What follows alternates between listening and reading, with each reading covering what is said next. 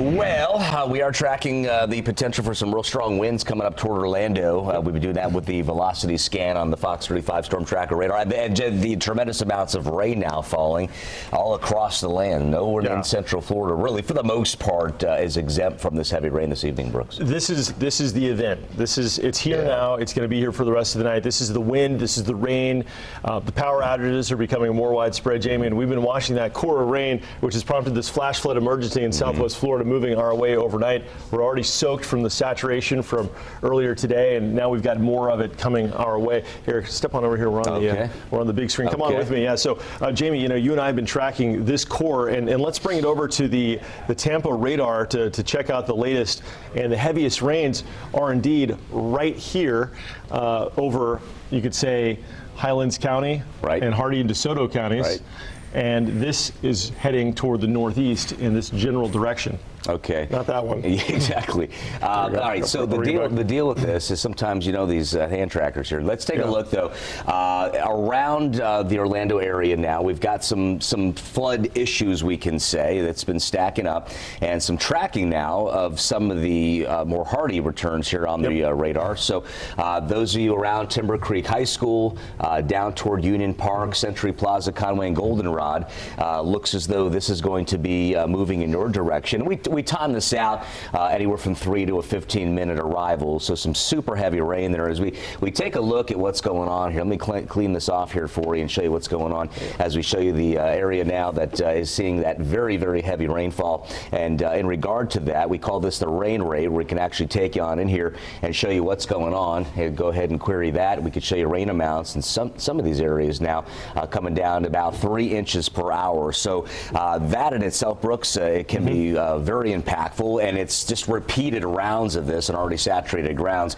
And look what's happening out near Avon Park and Sebring, just tremendous. 6 to 8 inches per hour falling, and it's verifying too. It is. It is. And what also now has been happening as you go up to Volusia County now, we've had this freight train effect of heavy rains coming in off the Atlantic. That continues streaming on in. So it'll be interesting to see how much we get around the I-4 corridor in Volusia County and then back out to I-95.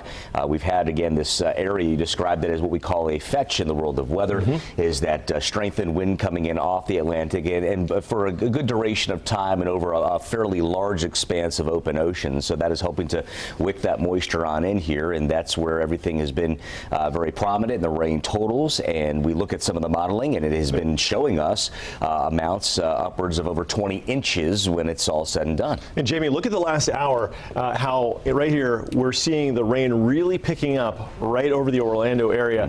What we'll often see with these storms is that you'll have winds coming in from one direction. It's kind of bumping up against another air mass here to the northwest. And in this case, there is a stationary front just to the northwest. So we're going to get kind of a squeeze effect where you've got moisture being forced northwestward, and it hits basically a brick wall in the atmosphere, and it's forced to wring out. And so you can see that enhancement right over Orlando. And this is, if you will, I don't want to call it bonus rain, but rain happening before the main core of that flooding rain moves in tonight. So this is super saturating us. So on top of our recent heavy rains, on top of that, and now the stuff approaching from the south. So kind of a triple threat, if you will.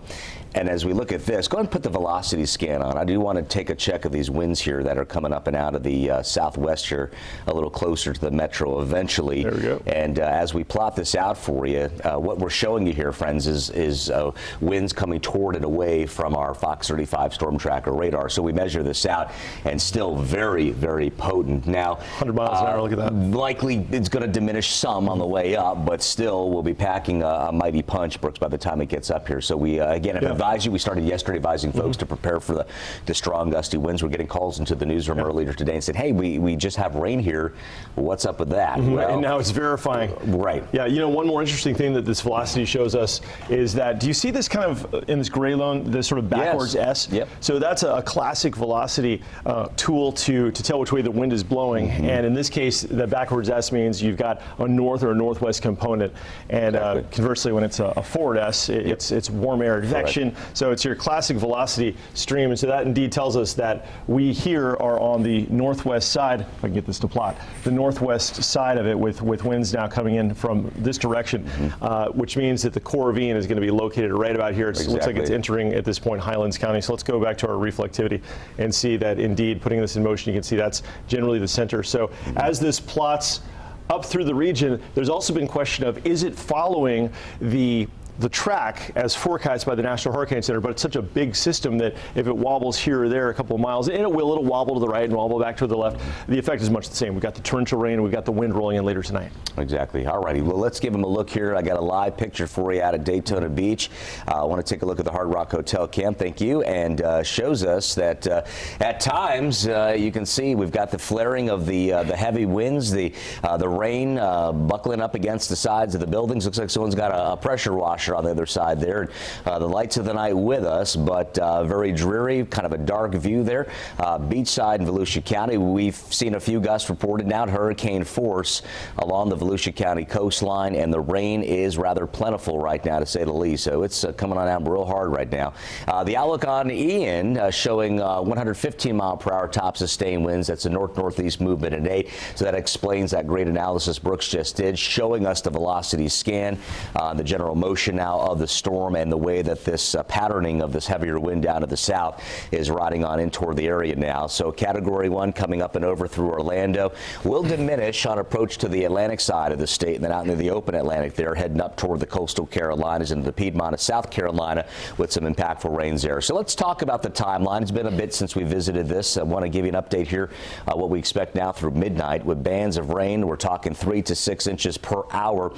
The wind gusts will repeatedly head upwards of 50 to 60 miles per hour with ease, and then from about 1 a.m. to 6 a.m.